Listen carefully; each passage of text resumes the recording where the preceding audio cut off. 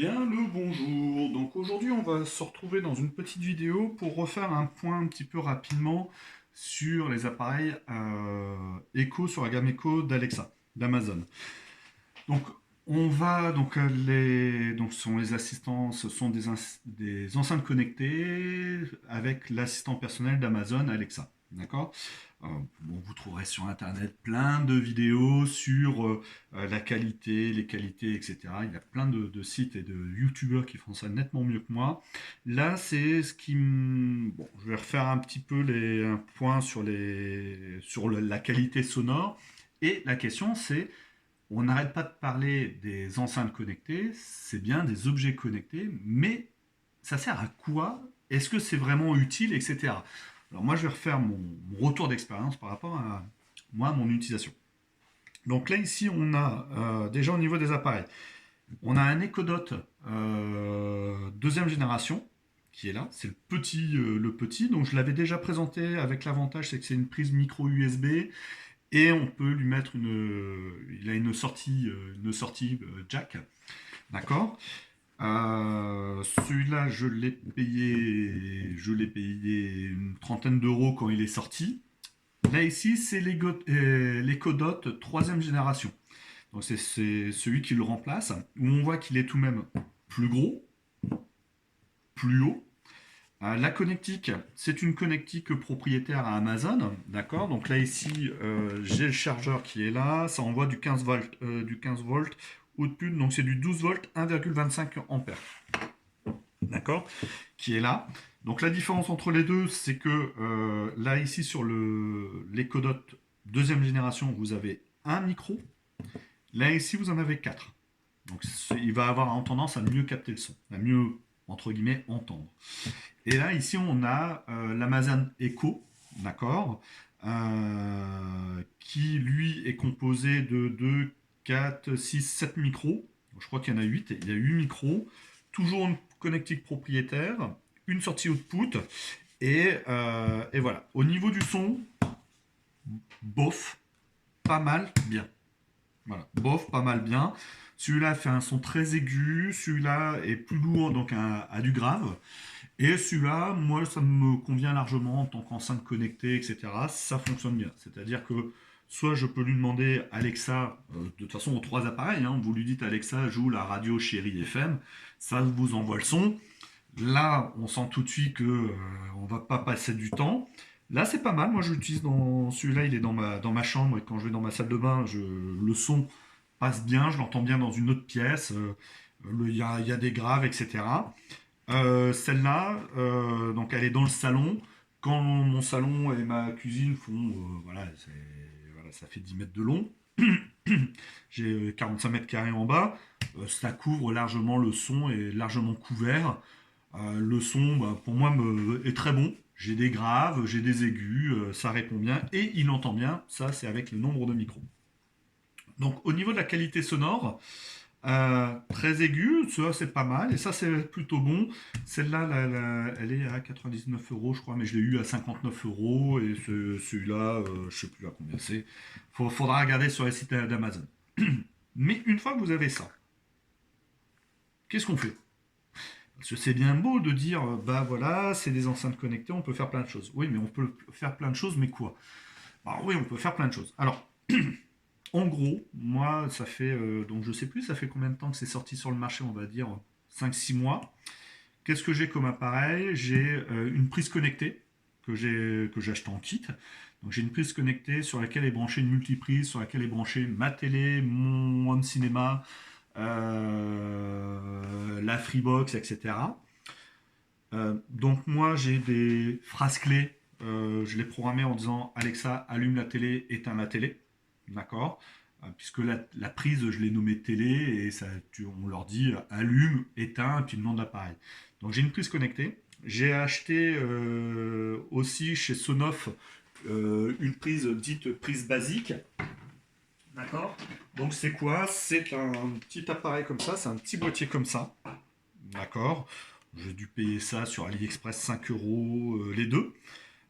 C'est connecté en Wi-Fi sur votre au Wi-Fi et ça se commande par Amazon. Donc moi, je fais un petit montage vite fait à l'arrache.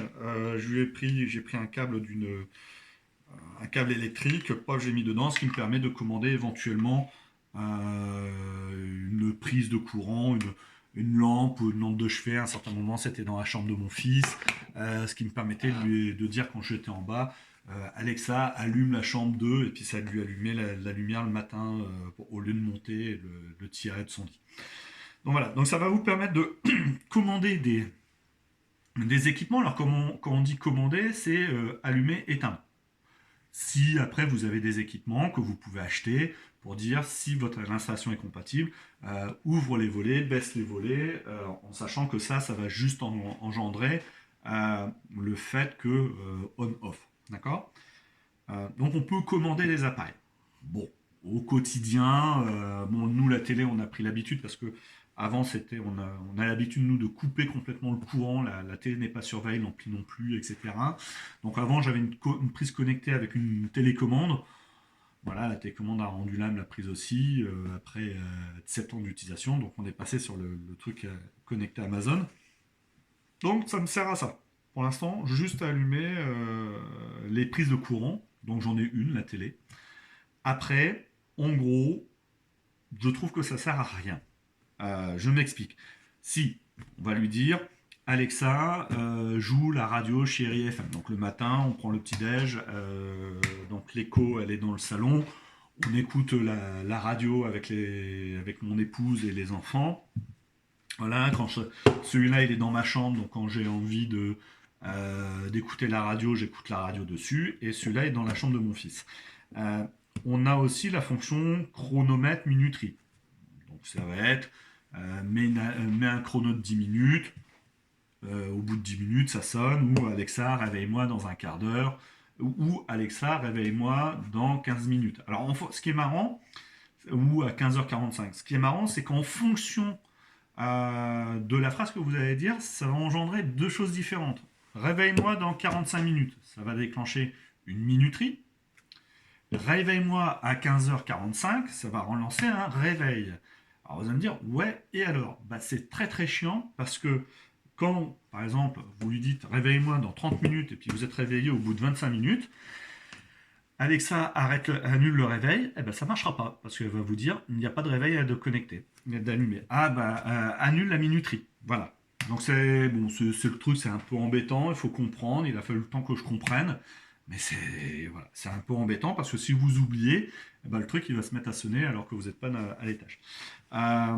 Donc moi je m'en sers aussi comme minuterie.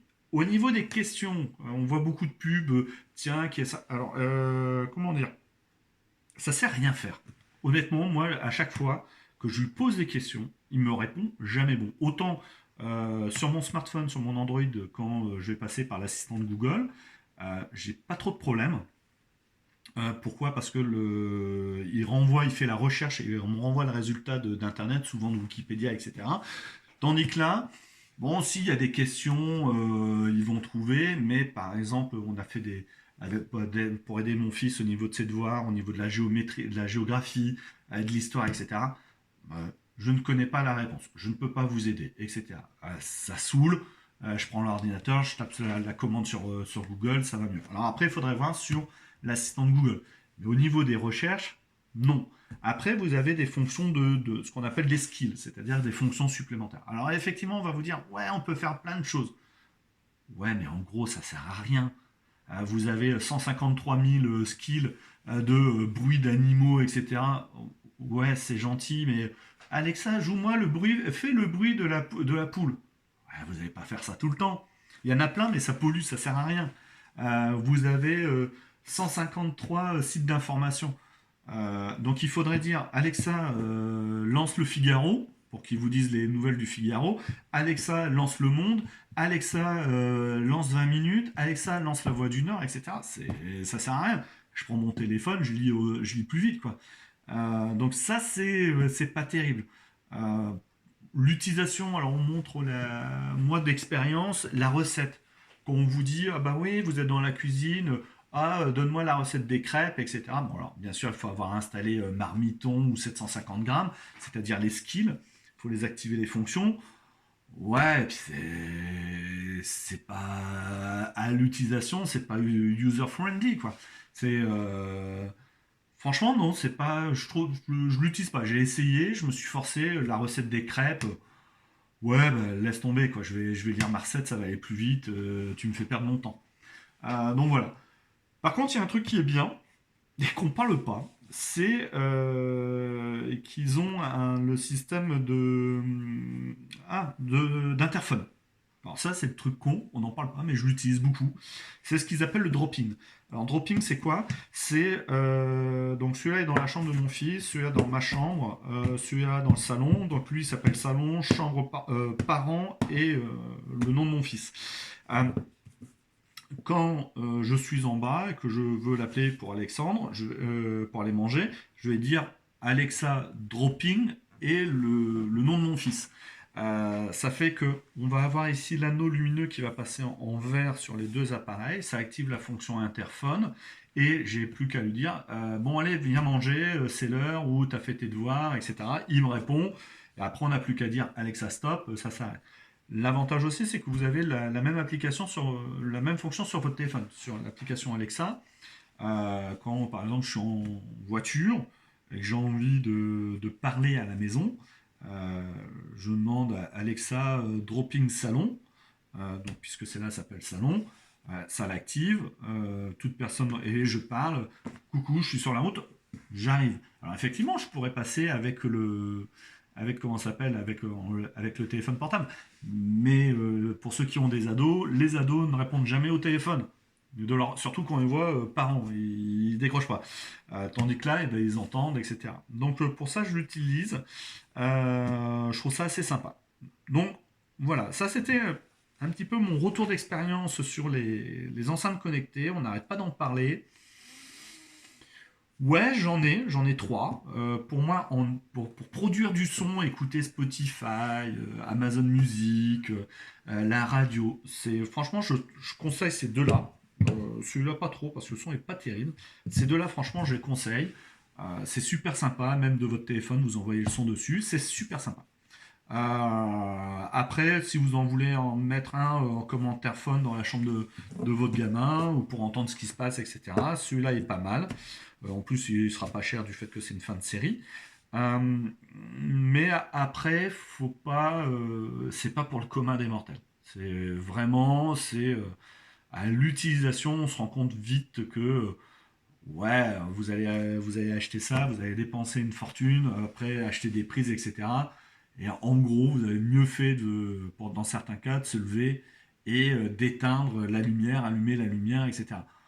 Je dois mettre un câble, un adaptateur Sonoff dans ma cuisine, puisque je vais installer un puits de lumière via panneau LED.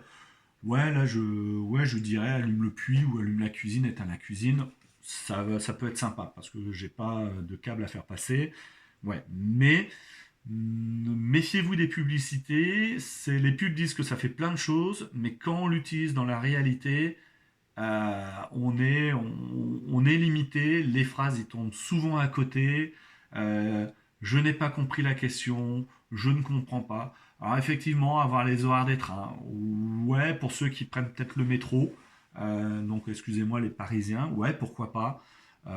Mais après de dire, ouais, est-ce qu'il y a de la circulation sur telle route, de toute façon, il ne sait pas l'itinéraire que vous allez prendre. À la rigueur, il faudrait presque que j'essaye, que je prenne un Google Assistant pour voir est-ce que ça fait plus de choses, est-ce que ça le fait mieux. Mais au niveau de l'appareil, de la qualité sonore, etc., franchement, ils sont bons.